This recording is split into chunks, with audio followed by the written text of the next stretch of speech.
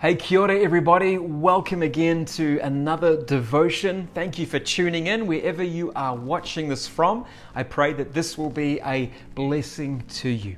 So we have been on a devotional series called Border Patrol, where we've been looking at the importance of guarding the most critical gateway there is, which is, of course, our hearts. The Bible says in Proverbs 4:23, above all else, most importantly, guard your heart, for everything you do flows from it. Well, we all find ourselves today in a strange climate, this kind of season which is likely testing the border security measures of our hearts. And so I just want to talk briefly about these kind of times when it might feel like our heart is overwhelmed. In Psalm 61, King David, in a particularly vulnerable place, is declaring his need for God. He says this from verse 1 of Psalm 61, "Hear my cry, O God. Attend to my prayer. From the end of the earth I will cry to you. When my heart is overwhelmed, lead me to the rock that is higher than I. For you have been a shelter for me, a strong tower from the enemy." You may be able to relate to this feeling of overwhelm when life is either just not making any sense or there are things going on around you that you have no control over. David, in this psalm, he makes a really interesting appeal to God where he says, "When my heart is overwhelmed, lead me to the rock that is higher than I." If you read between the lines a little, it sounds like there may be another place that David could have been led to, another space that he might have been tempted to go. And it's a really important observation to make about our own lives. When our hearts are in overwhelm, what are we being led to? Because as much as we are full of His Spirit and wonderful saintly people, let's be honest, there are times when pressure leads us to anywhere but God. I can think, unfortunately, even of moments in my own life where when I'm faced with a challenge, God has not been the very first thing I've been led to. It's a humorous story, but one time I was walking by myself along the beach on the west coast, and I decided to climb up some rocks to climb on top of a grassy bank. What I didn't realize was that just on the other side of these rocks was a giant black sleeping seal. Well, I almost, when I jumped down, landed on top of it. We both got a huge fright, and as I was running in the opposite direction, some surprising words came out of my mouth. I said, "I'm gonna die." And it looked like the seal was thinking the same thing as it ran in the other direction. But I was surprised at the words that came out of my mouth. It's interesting what an overwhelmed heart will lead us to say, what an overwhelmed heart will lead us to do, and where it will take us.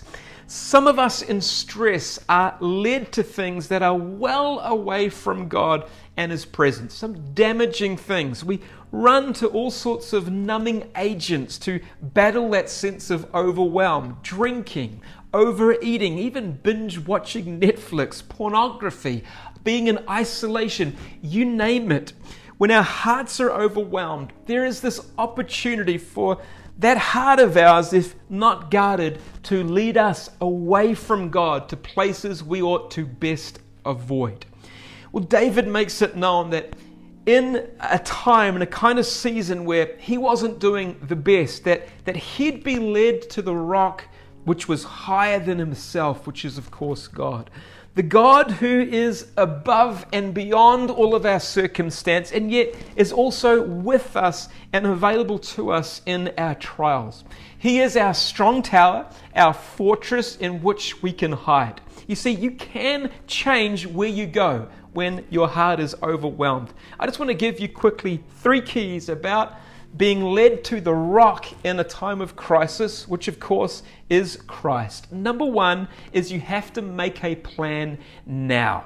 Someone once said, if you don't make up your mind, then your unmade mind will make it for you.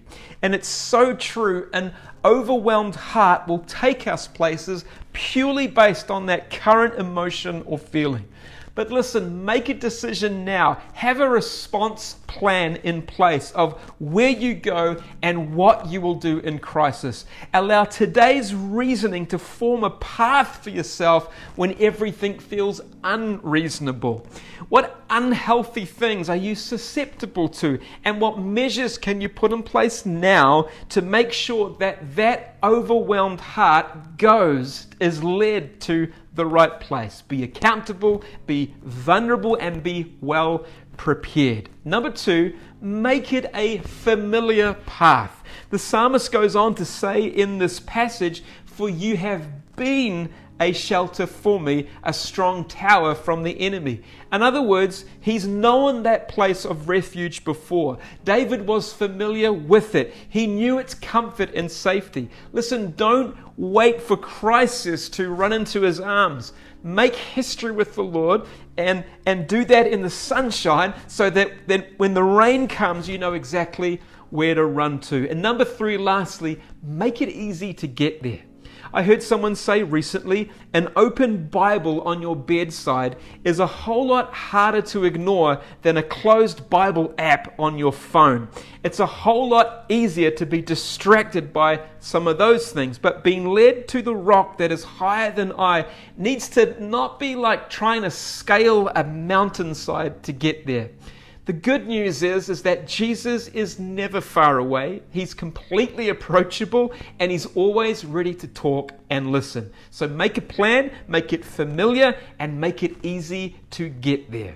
Let me leave you with this from Psalm 71 verse 3. It says this, be my rock of refuge, to which I can always go. Give the command to save me, for you are my rock and my fortress. Friends, keep looking to him and remember to keep guarding that heart of yours. God bless.